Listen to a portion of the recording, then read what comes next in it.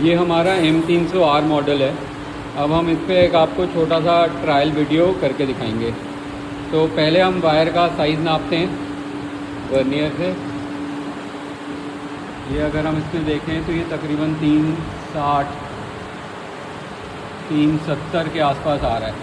तो अब हम यहाँ स्क्रीन में वायर के साइज़ में 375 डाल देते हैं, तकरीबन 3.75। अभी हमने 3.75 डाल दिया। अब हम ये स्टॉपर को यूज़ करते हैं और जहाँ तक हमने वाइंड करना है, ये 2 साइड के स्टॉपर हैं हमारे, ये हमने इसको सेट कर लिया कि मेरे को यहाँ से और इस दूसरे स्टॉपर के बीच में वाइंडिंग करनी है। तो अब हम अपने गाइड को लीवर से हिला के जिस पोजीशन से मेरे को वाइंडिंग शुरू करनी है वहाँ तक लेके आ रहे हैं, उसको हमें प्रेस करके रखा। इससे भी हम डायरेक्शन कंट्रोल कर सकते हैं, दाएं और बाएं का, लेफ़्ट और राइट का। अब हम उसको वहाँ तक लेके आ गए। अब ये वायर को हमने लेकर एंकर किया।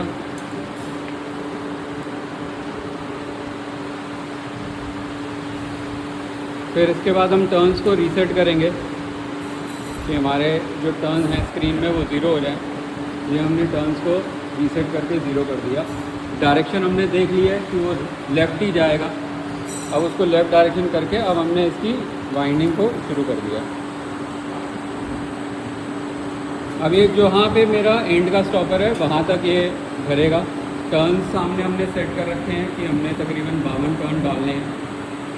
तो ये यहाँ तक गया। अब ये जैसे ही वहाँ पे आके हमने इसको रोक दिया।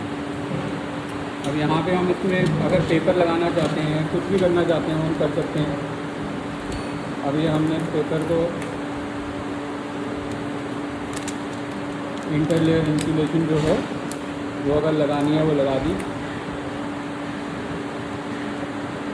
एक टर्न अब हम हाथ से घुमा के कि वो लेयर की डायरेक्शन चेंज हो जाए। अब हम यहाँ भी देखें तो स्क्रीन में उसने डायरेक्शन बदल दी है अपने आप, क्योंकि वहाँ पे हमारे स्टॉपर से उसकी डायरेक्शन चेंज हो गई है।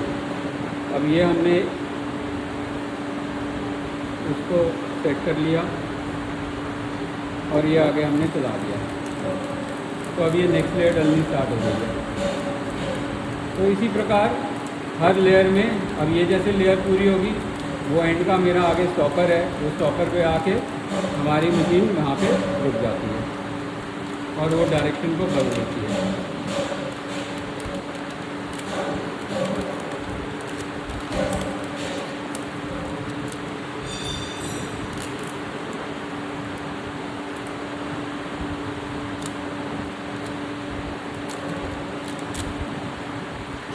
और ये 52 टर्न्स पूरे हो गए हैं।